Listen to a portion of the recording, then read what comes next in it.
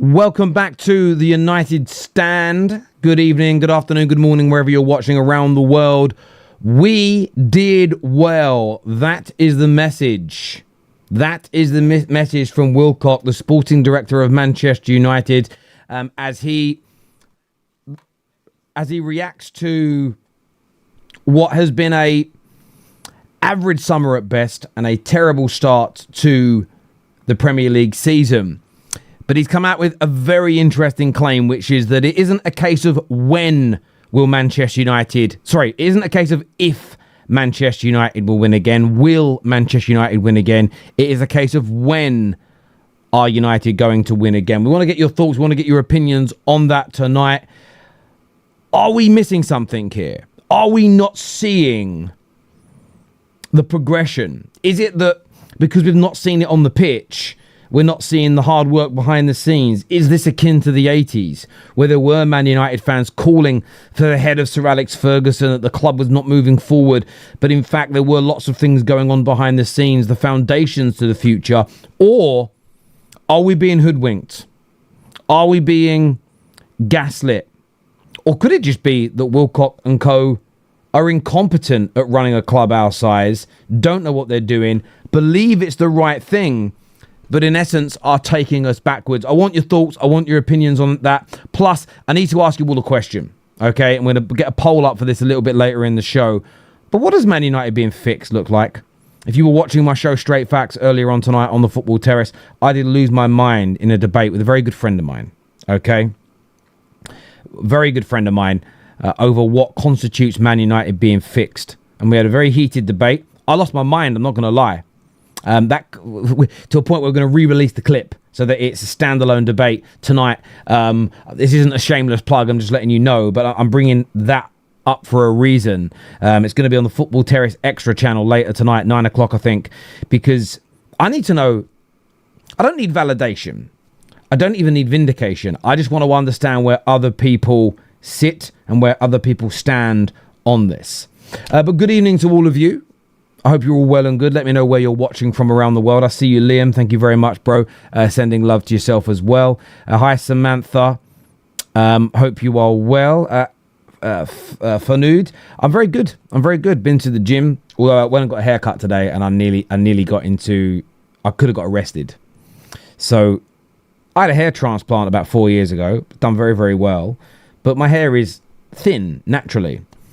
And I'm actually getting another hair transplant done soon. Just a little top up. The transplant worked perfectly, but the hair that wasn't transplanted has fallen out. But my barber today, someone else cut my hair. And while I wasn't concentrating, he started thinning it out.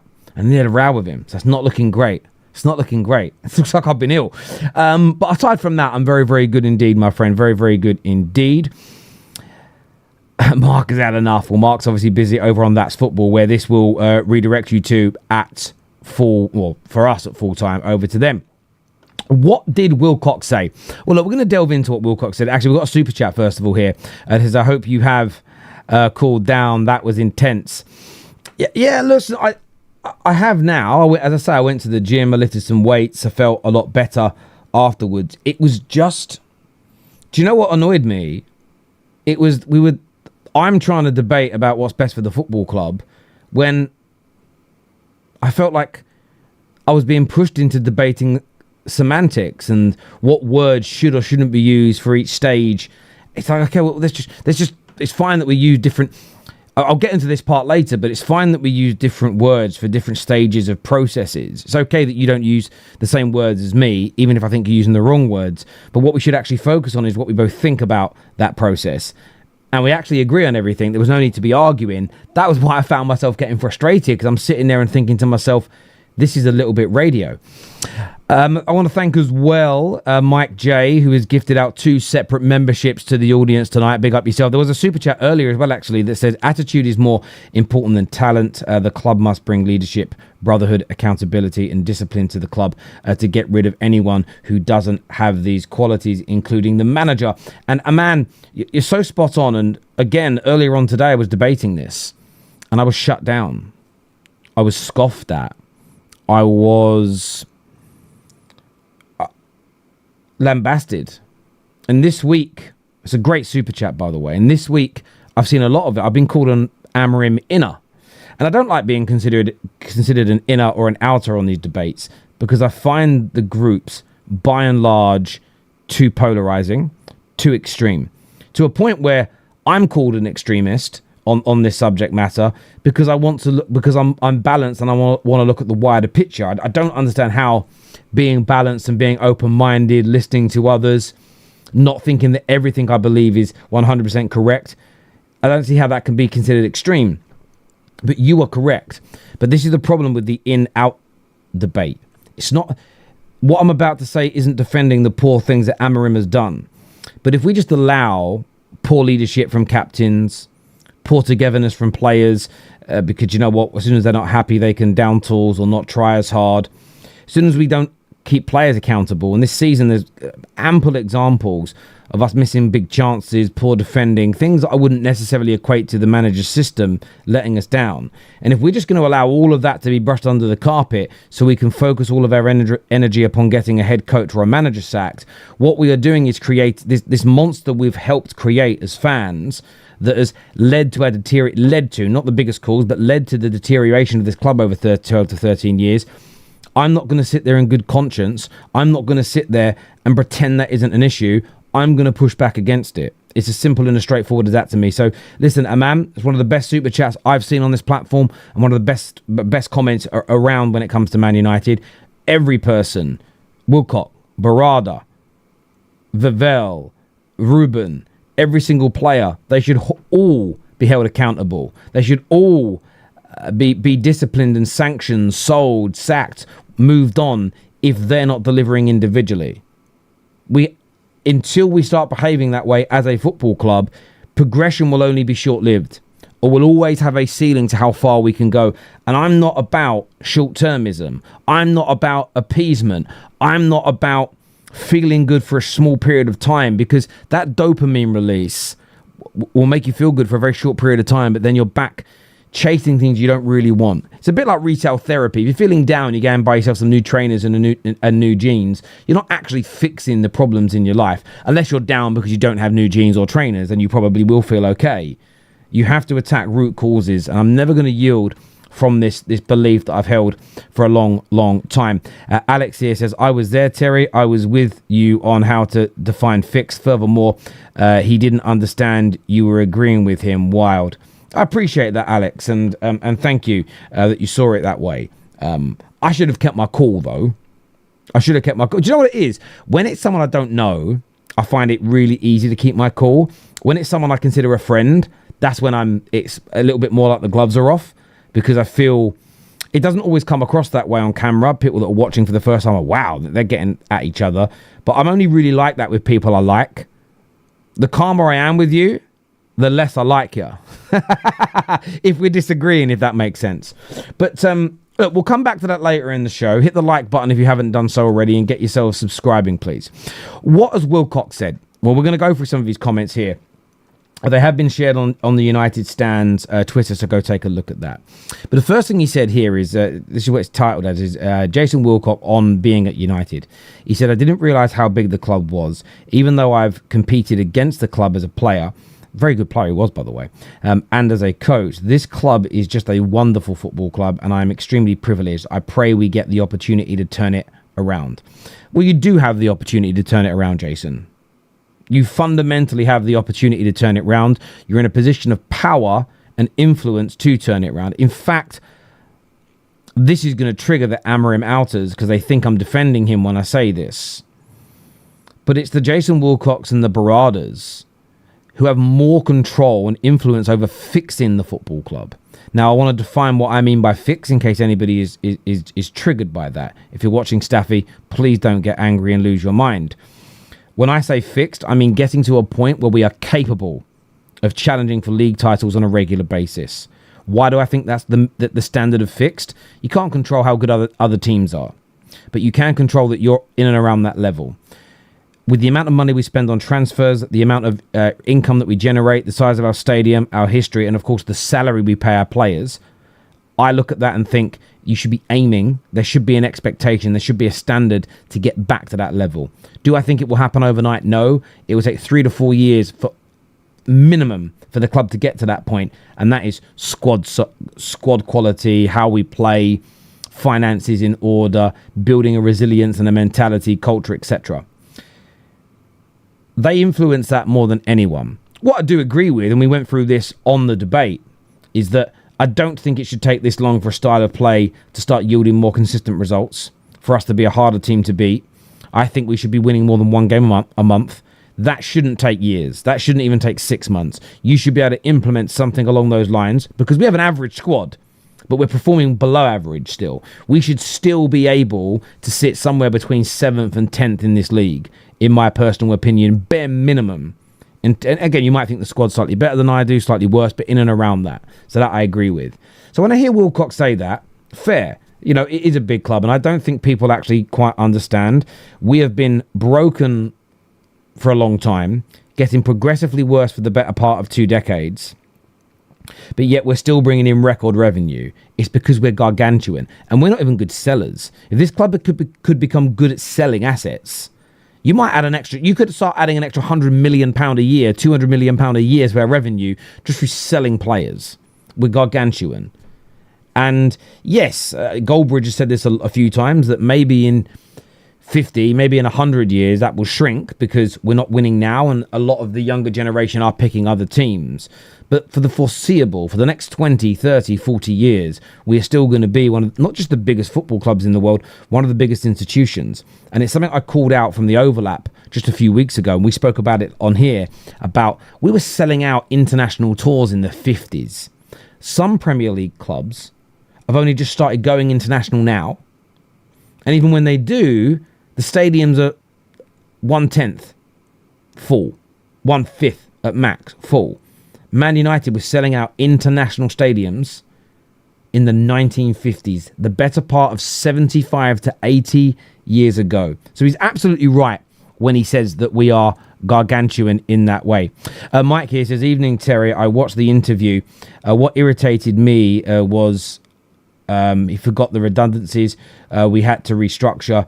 Come again, absolute nonsense. When you say he forgot it, he didn't mention it at all. I'd love to know what you mean by that. I don't quite understand your super chat, my friend, but thank you. Ryle here says, hi Terry, are you as angry as me at Amorim, who let Rashford go? Did you see how well he played? Also, interested in your thoughts on getting Zidane or Enrique as our next manager. You agree? Love your content, mate. I'm not that angry because Rashford was underperforming for the better part of 18 months before Ruben arrived. We cannot forget that. We cannot rewrite that. Rashford had problems with previous managers. Rashford was getting his agent to talk to newspapers and other clubs when Ragnick was here. Go back and look when Ragnick had him on the bench and he was talking about leaving then. So I don't necessarily blame Ruben Amorim. No, fully. Would I have liked a resolution of Rashford to get back to his best? Yes. But do I blame Ruben fully for that? No. On Zidane and Luis Enrique, they would die a slow death at this club. We are not ready for managers like them. The squad isn't near the standard they need to implement the way they want to play football. They may adapt for a period of time, but I don't again, unless they are prepared to come in and start at the bottom and build us up to the top, it could work. But I don't know if they are. They might be, but neither strikes me. Because of what they've achieved and who they are, I don't know if they're willing to do that. I think they're the kind of managers that we could potentially get. Let's say Ruben turns this round, or we bring in Southgate, or we bring in Areola, and we have a couple of years of stability, harder to beat. Wilcox and co keep making the squad better. We're suddenly coming in the top 5, top 6, really holding our own against the big boys, and we're looking good. Then I think you could turn to someone like a Zidane or an Enrique. Some will disagree. Some people do just think we keep picking the wrong managers, and if we genuinely picked a manager at the peak of his powers who is truly elite, then we will be okay and we will be fixed quicker. And there is truth to that. Maybe somebody with the aura of a Zidane or a Simeone might be so powerful that the dressing room can't down tools. The dressing room can't push back in that same way because they just don't have the balance, the credit themselves to be able to issue a check in that regard. But I'd love those managers at the club. My gut feeling said it would end horribly, though. And that might just be because I've become very pessimistic again. And I'm becoming very pessimistic again because I get this feeling that United, if we do remove Amorim, might go back to the drawing board, start again and go in a new direction. And although, we were talking about this earlier on the football terrace, and although I understand why some people want that, there is this part of, I think, there's a lot of Man United fans at the minute that hate you bringing up Moyes, Jose, LVG, Ollie. Why are you bringing up the past to talk about the here and now? It's irrelevant. Some of it was a long time ago. The standards were different. I think you have to bring up the past. I think you have to examine the past, especially if you're getting a feeling that some of the behaviours or the actions that are being undertaken at the club mimic or similar to actions that led you down this bad path. It's at least important to have the dialogue and have the conversation. I'm intrigued why people, in life generally, I'm always intrigued why people don't want you talking about something. Why don't you want this conversation to happen? What's the mileage in that? Food for thought. Fluffy here says, we keep recruiting squad quality players instead of proven first team players. Amorim stuck with a hopeless squad of misfits to chase Europe. It's absurd to blame this just the manager when the recruitment is so blatantly flawed. I think it's ridiculous to put all of it. I've felt it's always been ridiculous to put everything on the manager, and this is why I can't not look to the past when assessing the here and now. I know there's a lot of football fans who just want to talk Ruben, the system isn't working, let's move him on. And I want everybody to push that, because the quicker that happens, the better. And we might, by the way, go for Areola, we could go for Oliver Grasner, and we could see 25% more games won. The win percentage goes from 35 to 60%, 55, 60%, and we, for a short period of time, feel great. But, if we're not focused on player accountability, if we're not focused on recruitment, if we are moving in a new direction, and now a different third of the squad start to, after that initial bounce, start to throw their toys out the pram, not wanting to work as hard, and then we start to regress, whoever that new manager is after Amorim will end up by the end of his time, will end up in a worse place than Amorim was, by and large. Why do I think this? Why do I believe this? Because that's what's happened every other time. And I think it's exceedingly silly to ignore past mistakes when assessing and failure and achievements. You have to look at things that have worked at your club and others, and things that have not worked at your club and others. And I think you have to do your absolute best to repeat the good things and to not do the bad things. It's why when Arteta does something, let's just say let's think of a new thing that he does. Let's just say I want to create an example of something. When people, let's just say, it doesn't matter what he does. We don't need a specific example here, but let's just say he now gives players Monday mornings off training. And so, why are you doing that? He says, well, I've been doing research, and it's what all the most successful teams in Europe are doing, and I want to mimic that of the best. And people go, yeah, but you shouldn't be doing that because you're not one of the best managers in Europe. You don't have the credentials to do that. You don't have the bank balance to do that. I always think that's just ridiculous. In life, when you want to become successful, you essentially copy and you create what the successful people have done. It happens on YouTube all the time. Look how many people do watch-alongs copying Goldbridge. Look how many people do match reactions, live ones, copying me. Look how many people copied the fan cams that AFTV and Redmen started. Look how many people have done what the Football Terrace did, starting the multi-club panel shows. And it goes on and on and on. The amount of things Mark's done that people then go and copy. It's the nature of the beast. So, and ironically, the same YouTubers that call out this, you can't do that, they're the same guys that have seen what Robbie's done, what Mark's done, what Redmen have done, and gone, well, I'm going to do a bit of that. The irony is spellbinding. Well, hang on, but that logic dictates you shouldn't be doing watch-alongs until you're on Mark's level, because Mark's got the stripes and you haven't got there yet, so you can't do it. It makes no sense. You should do things that are right as much as possible, and you cut things out that are wrong or proven to be wrong as much as possible. I always thought this was clear and obvious advice. Instructions. Emily here says, I have to question planning, which means no recruitment in a midfield. That is basically a Steve, and a keeper that looks promising but is inexperienced. As such, I like Cunha, Šeško and Mbumo. Look, I have to hold my hands up because, well, I do and I don't. I still think if we'd have bought the midfield player, I still think we'd be exactly where we are right now at the beginning of the season. If we'd have bought Belieber and not a striker. So what a lot of people are now saying is we didn't need 2 10s and a striker. We should have stopped one of those roles, probably one of the 10s, and we should have gone and got ourselves Belieber. I don't think our results would be any different. We had shots consistently and opportunities consistently in both home games, lost one and won one in the 97th minute. The games away from home, yes, we might have created a few more opportunities, but he's still going to play with 2 in midfield. So people are still going to crowd the midfield out. Belieber can only cover so much ground. I've seen Belieber and Brighton get run through loads this year because they leave their midfielders exposed as well. He isn't Speedy Gonzalez.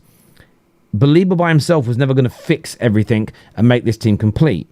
So I do understand the logic, but I don't think there was anything we could have done this summer, barring spending 500 million.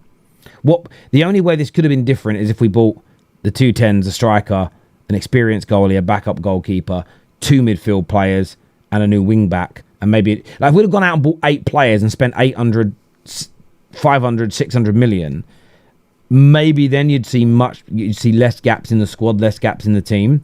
But I think which way you cut it, I mean, we wouldn't have scored. The biggest issue we've had in games for me still has been converting the chances we've had. And this is the thing about football, and goals change games.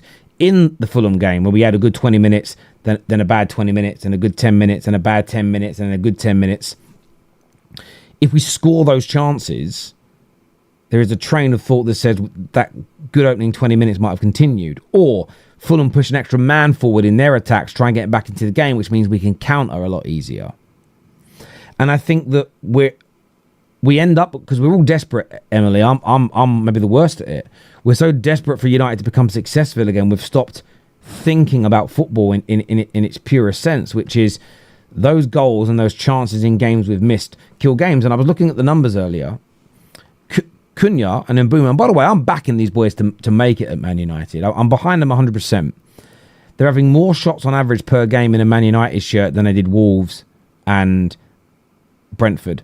Let us not pretend that all their goals for Brentford and Wolves were tap-ins and high XG chances, as the kids would say, but gilt-edged chances, big chances. The amount of goals from the edge of the box, the amount of times they drop a shoulder, beat a man on the edge of the box and curl it into the top corner or the far corner. They're having more shots per game, and they've had more big chances per game on average in the first 4-5 games because of the Grimsby match. Their conversion rate, okay, 32% conversion rate last year, I think it read for Mbumo. That's down to like 10% this year. And Cunha was at 18% conversion rate on his shots last season. And he's averaging 0% right now. And I'm not scapegoating those two players, but as somebody earlier said about everything can't be on the manager, and the first super chat from Aman, which I think needs to be remembered and spoken about, is that we cannot and should not put no accountability on these players. It's absolutely ridiculous, in my opinion, to do that. John United here says, I'm not convinced Amorim's the right guy, but he's the last one I'd move on. INEOS and the rest need a serious look first. Look, I disagree. I would move. I would, if they tonight said, look, he's not going to take charge of the Chelsea game. We've got Van Nistelrooy coming in, or Carrick coming in purely as an interim for a few games, and he's moving on. I wouldn't be sitting there overly disappointed.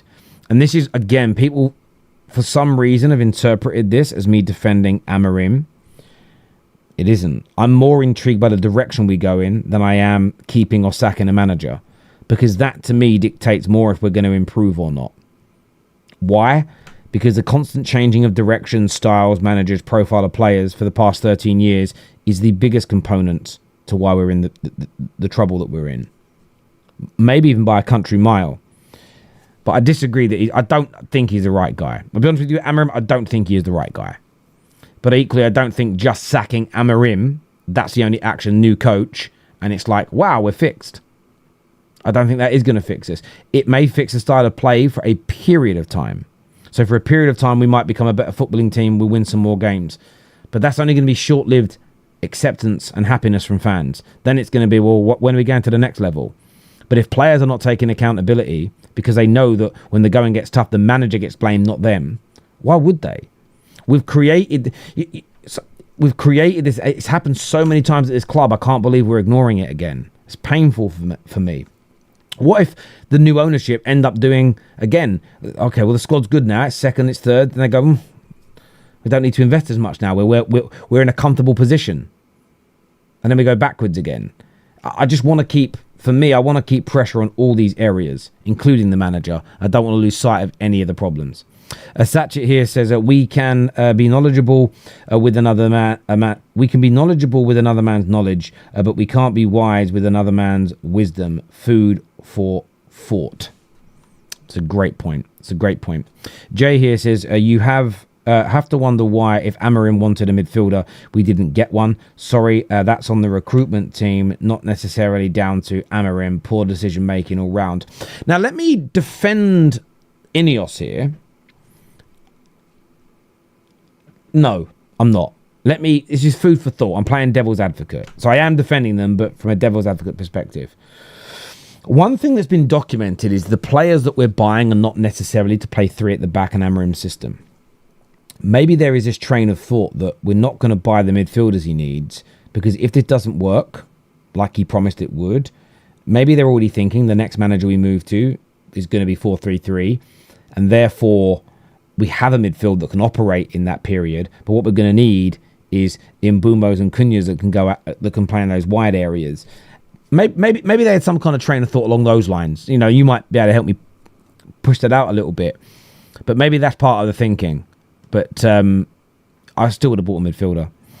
The left centre-back and right centre-back need to press into midfield when going forward, and one of the 10s needs to drop back when defending, so we have three in midfield. Nick, I mean, this is one of the things which some will say the players are confused and the instructions are bad. Well, I fucking understand it. Excuse my language, it ain't my platform, sorry. You understand it. And we did that brilliantly in the Burnley game, and we did it fantastically in the Arsenal game. We didn't do it again, but it's the sophistication. It's hard work. Do our centre-backs want to work that hard? I don't know. We have to ask that question because it's very simple what they have to do. They're just not doing it. What changed that you can change your opinion about Amorim so drastically? I think you lost your belief in him completely after the Man City loss. No, it's not about what can change. It's what he's saying and doing. It's the way the players are behaving. It's the lack of wins. It was the Grimsby game. I think it's, and again, I could be wrong, my friends, but it isn't about losing my mind here. I was really up for Amorim, but he has to get wins. I agree. And he isn't getting them. He feels like he's always on the cusp of quitting. And I'm looking at this, and I think we need to be open-minded to the fact that he might not be the right guy. My gut feeling right now says he isn't the right guy to even get us back to a competent level. And I'm gutted by that. Gutted by it. Because I wanted it to work. Not because I wanted Amorim to be the guy. Because I want Man United to be better. And I openly admit that I'm fickle. And I'm malleable. And if we beat Chelsea tomorrow, and if we beat Brentford, and then we would have beat Sunderland, and we win 3 on the bounce, I might be sitting here in 3 weeks' time saying, oh, he could be the guy. He could be the guy, but I need to see something now. I need to really see something. This here says, with Bruno midfield, doesn't matter who's beside him. I hear you. I hear you then, my friend.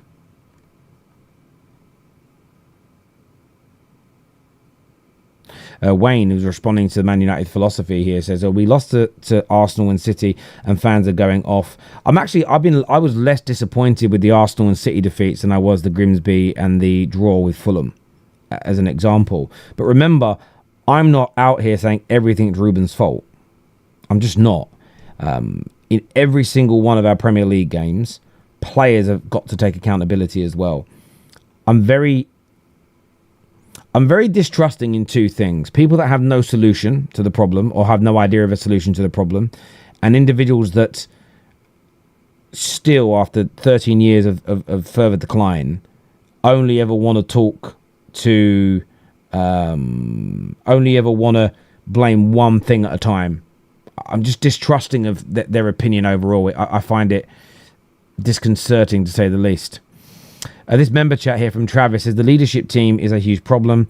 Bruno, Shaw, Maguire, Delo have gotten multiple managers fired. They lack the quality and mentality to lead. Well, they've been part of the group that's led to managers being sacked. And I think that we often forget this. Man United fans have this kind of cycle we go through, which is new manager hired. Once there's some poor results and there's a bit of tension again, normally we turn on the players. The manager needs players. The squad isn't good enough. The squad is average. And people like Staffy that I was debating today on my channel, I remember him back in December and in January talking about the average squad. He may not have used the word average, but he implied that. Then, once that gets said enough, then we start talking about because I've got the cycle here. Here it is. So we do that. Then we move into, come on guys, Rome wasn't built in a day, and it's gonna take time to get to the level that we want to be. Then we move into the space of this. We are Manchester United. This is unacceptable. The recruitment, but we move into the recruitment is bad. The owners aren't backing the manager.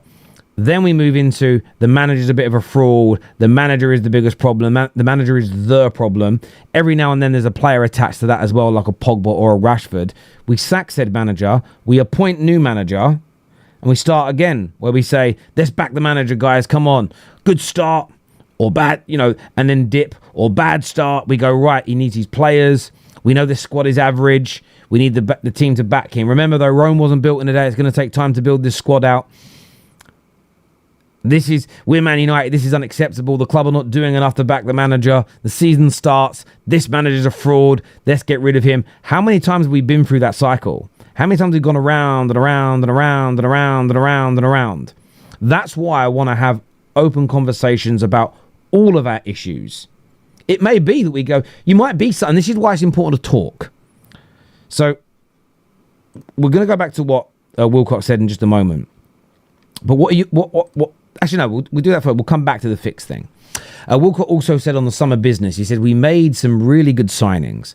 Sometimes taking players out of the squad is just as important as players you bring in.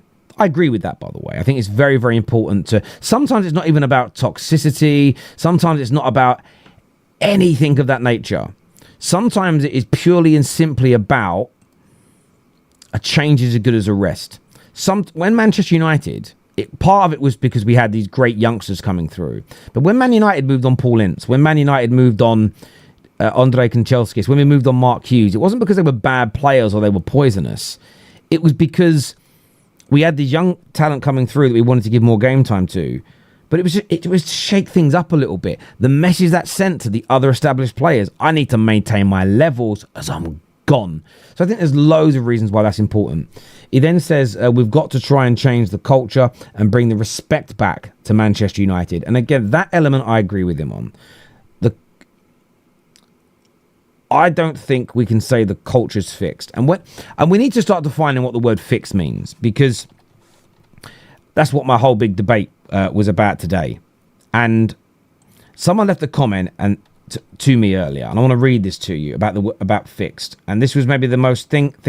It says, this is maybe the best comment I've ever heard about the word fixed.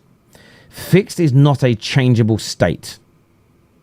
And I love that, in the sense of something fixed can be broken. But I look at it as, you're not broken if there's... I'll give you an example. If your car runs perfectly, but your wing mirror got cracked, your car ain't broke. Okay?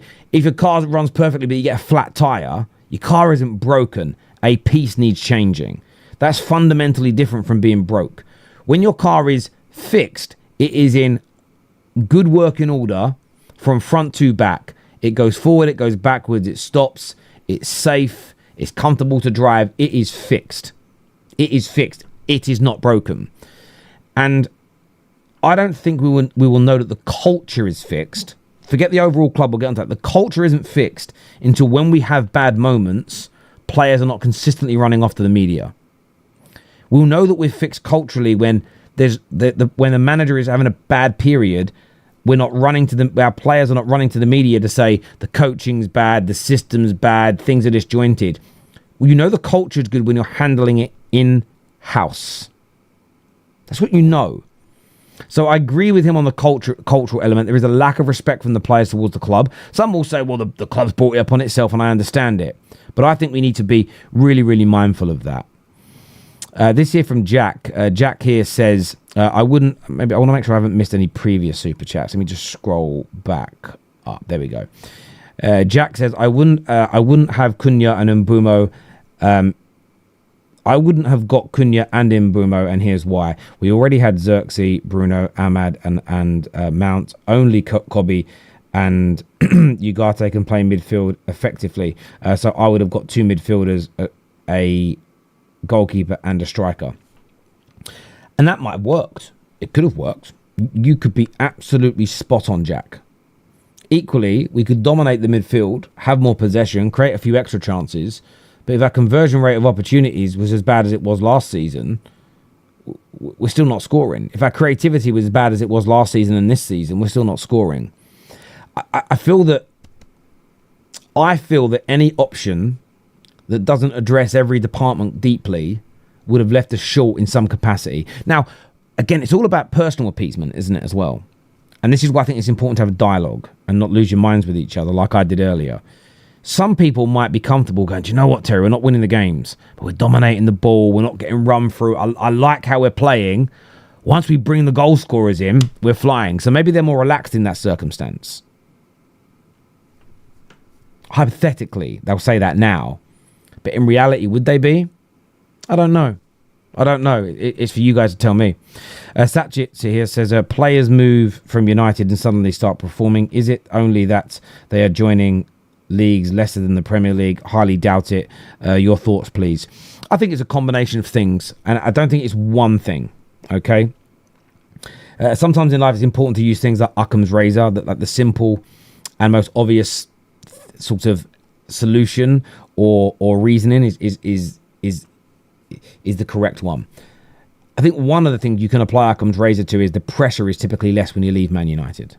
I think the pressure just dissipates slightly, especially for joining a team or a club that is well run. Pound for pound is well run and in a good state, and the mood is good.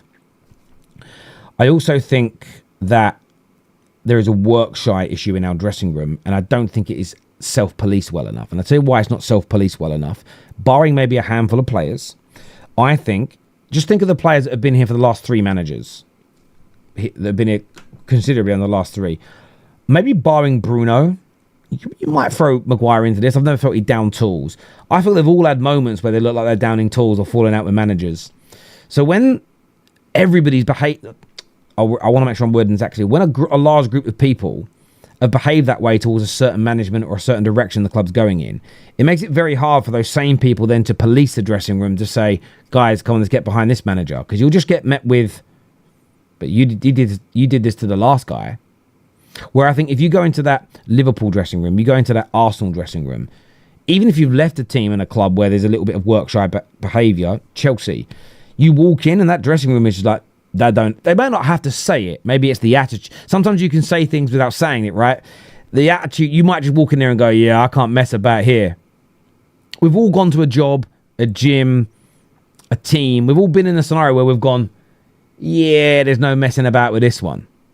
There's no lip here today. We all had a teacher, didn't we? We're like, yep, I was mouthy to a lot of teachers. I had one teacher called Mr. Lancaster. I didn't bother because he'd get me every time. So I wouldn't do it because I knew I couldn't push. He couldn't be pushed at all.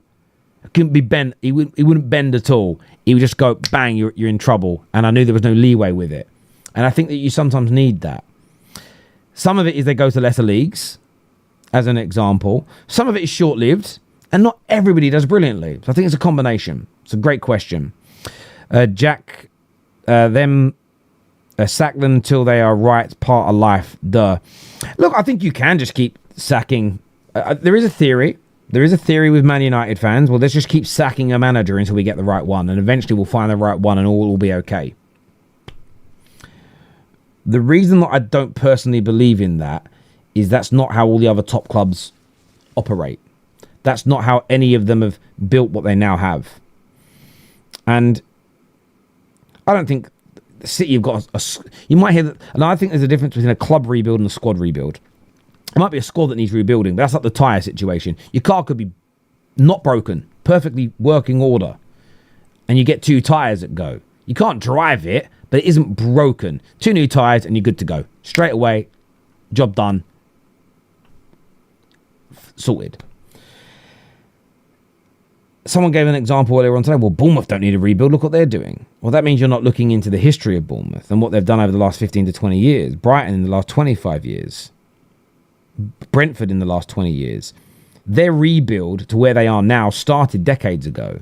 And it was a process of, if we're going to recruit this way, we're going to be run this way, we're going to invest this way, and we're going to get to as close to the top as we can get.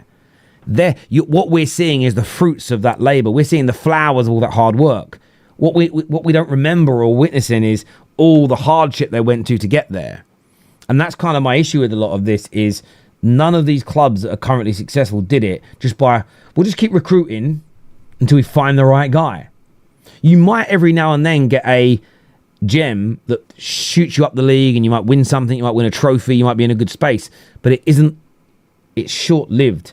There's an expression we have here, which is about money. Easy come, easy go. If something comes easy, it can also go very easily. I hear you, though, Sully. Our failings are a result of the sum of its parts of the cycle you just described, though arguably we make managers who get caught in that failure. Yeah, look, I think we've definitely brought some duds in. What's interesting, none of the managers that have left... One of the theories, though, that goes against what I'm saying, and this is what I mean by not being extreme on this, is that most of the managers, all of the managers that have managed us, have not gone on to do very well afterwards, barring Moyes for the level he's at. But I think part of that is, I think Man United kill your credibility. I think Man United kill managers' souls as well. I think they lose a part of themselves failing here because it's so big and so spectacular and so massive. I think it's hard to recover. Could be wrong.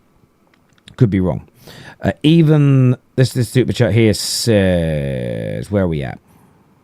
Even this is from Rish. Even as devil's advocate, I wonder why they would leave midfield on the next manager. They should have picked a style and found a managers accordingly.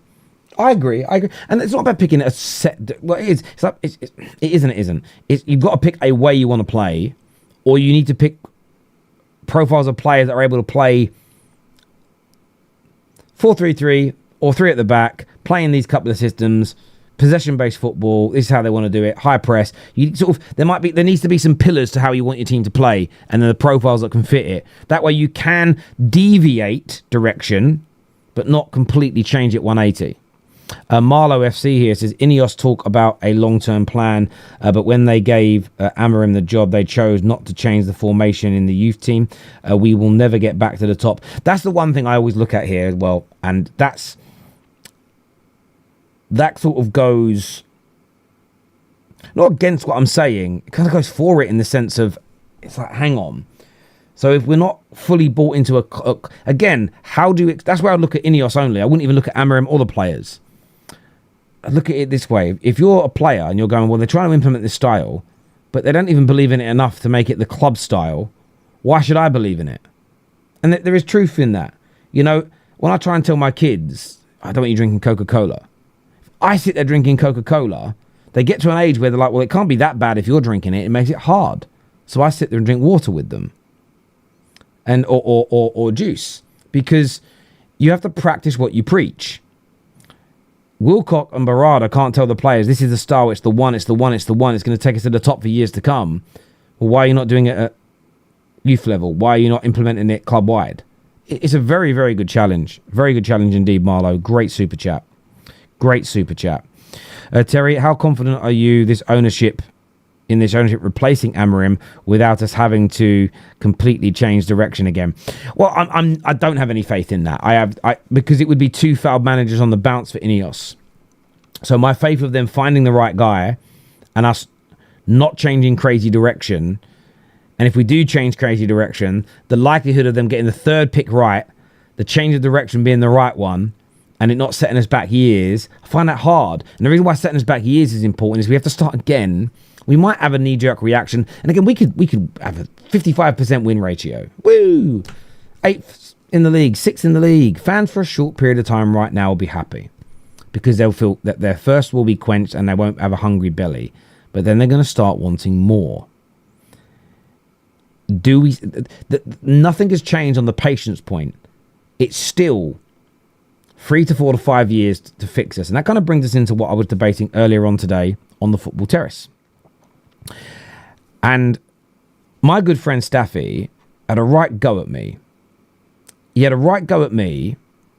And he essentially says, and I'm paraphrasing here, I don't like it when people keep saying it's going to take 3 or 4 years to fix us. That's extreme. It's not going to take 3 or 4 years to fix us. That's crazy. And my brain went, of course it is.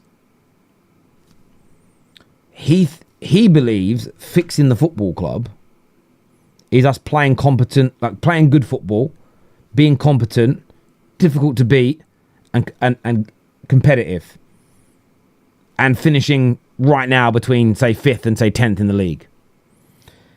Now, I would never use the word fixed to describe improvement or progress. That's what I would consider that. If Areola joins tomorrow, if Areola joins Man United Football Club tomorrow, and we start winning, we go from winning 35% of our games to winning 55, 60% of our games, I don't consider that Manchester United being fixed. You could say it's the style of play is maybe fixed. The formation is fixed.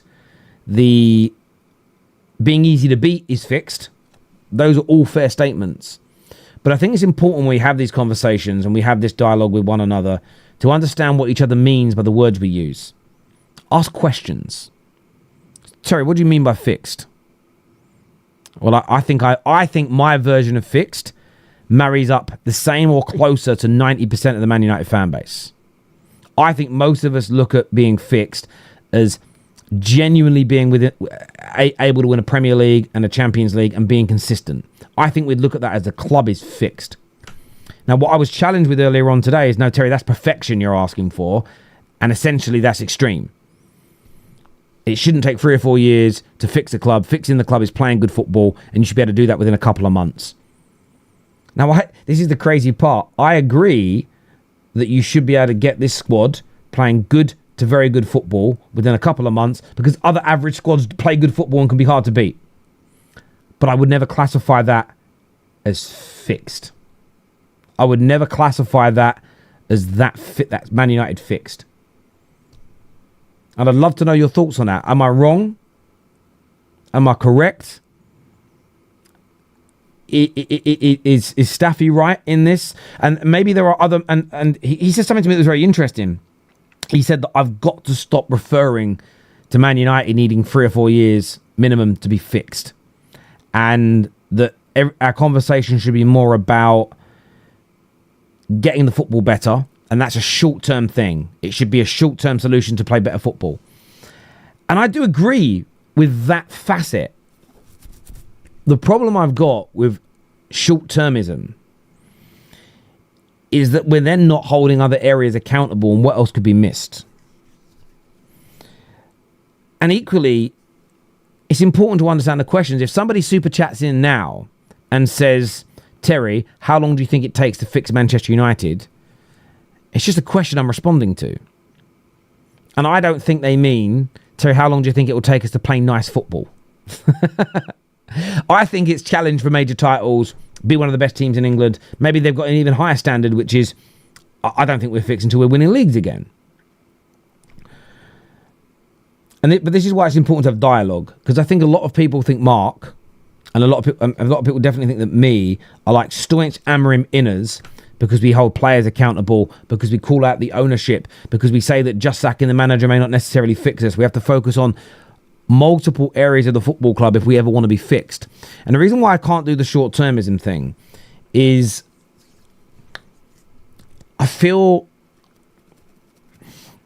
and there's two sides to this, and I want to word this very, very, very carefully so that I'm not being misunderstood.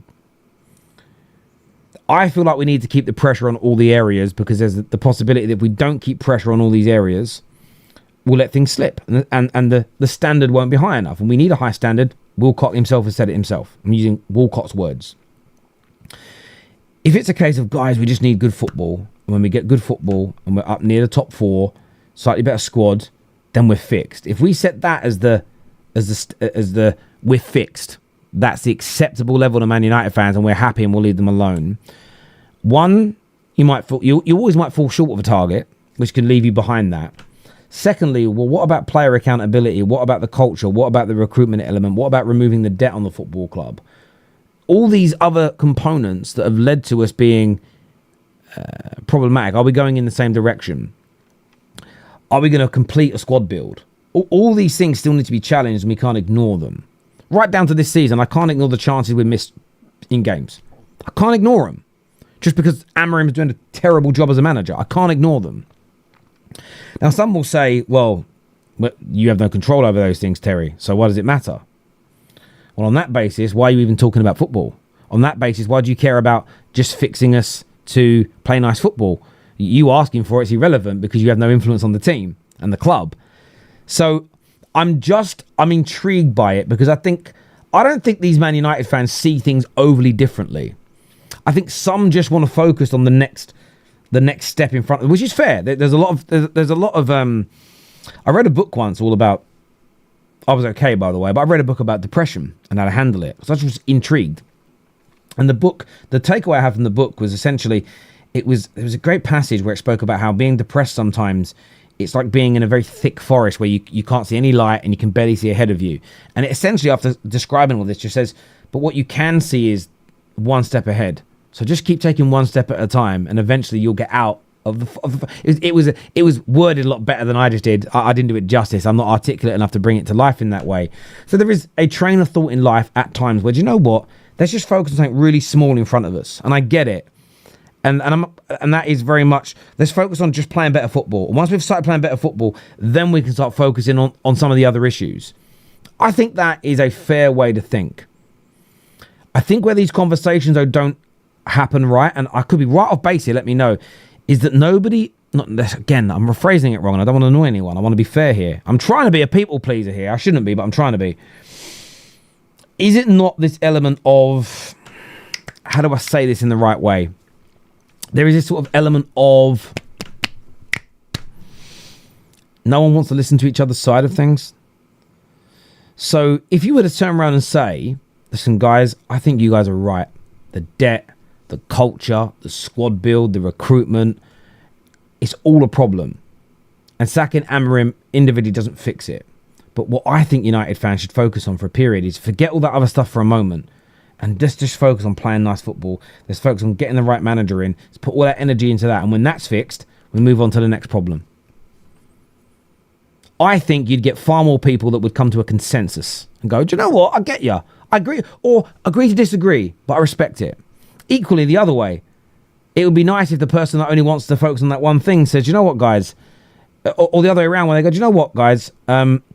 I get why you want to focus on that one thing, because you want to take one step forward at a time, and if we can fix that area, then we can fix recruitment, then we can fix, etc., etc. But I think what's really important is we don't lose sight of those things, because football fans are fickle and forgetful. And I just think we lack the ability, and I messed up earlier. I lost my mind. You'll see it comes out at 9 o'clock. I lost my mind because I'm very angry at what's going on at my club. I'm very frustrated about what's going on. But that's why I wanted to chat to the United Stand community about it tonight. This here from Linda says, sacking Ruben still fixes a problem. Yeah, I know, I agree. And this is why it's important to have a conversation. So the only people I've really called out in the last few weeks are the ones that are selling the snake oil, which is the we will be fixed. And this is probably why Staffy lost his mind with me, because Staffy considers being fixed playing good football. And he thinks some managers can get us playing good football. I think, when I say being fixed, I think people are saying, well, we're fixed when we're able to challenge for titles and one of the best teams in England. So how does just sacking Ruben fix us? What's important here is not challenging me or him. It's, well, when anyone says the word fixed, What we have to do is make sure they're using it correct. And by the way, not their definition of fixed. Fixed means something. Being fixed means something. And I think we need to be very, very mindful about the language that we use. Let's do some more of these super chats that came through whilst I was speaking then. Did I miss some? I'm scrolling here. Terry, no, not that one. Sorry. Would you say we're a better side without Shaw, Maguire, Bruno and Dalot? See, those debates for me have already been answered. We've had this under multiple managers. There's always a player. Once he's gone, once he's sold, once he's out the team. We've seen all those players be injured, miss games, and by and large, for more than a game or two, we haven't ever been better or worse. The amount of times people say, see Bruno out of the team, watch us cook. Got to bring him on at half-time, no creativity. I don't think it's about individuals, personally. I don't think these owners knew the specifics of Amorim's system. They just saw a coach with a good result and hired him. That's fair, Shaheen. I think it's more the other way. I think he wowed them in an interview. And that's happened to many a great business person. I think they've wowed him, and I think he is convinced them that he could get this team cooking. And there is a possibility here they've been sold a dud. They still need to be held accountable for that, because they're the ones that have bought into what he said. But I get there's that feeling going on. It took Klopp 4 years to win a major trophy for City. Half of the squad who won the treble have left the club. Shaw, Maguire and Dalot are still here. Very, very true. Very, very true indeed. Staffy should watch the Harlem Globetrotters if he only cares about aesthetics. No, but I don't think Staffy only cares about aesthetics. Personally, I think he does care about more than that. That's why I was getting so frustrated in the debate, because I wish he wasn't someone I knew and liked, because I would have been a lot calmer. But I think from my point of view and perspective, it was like,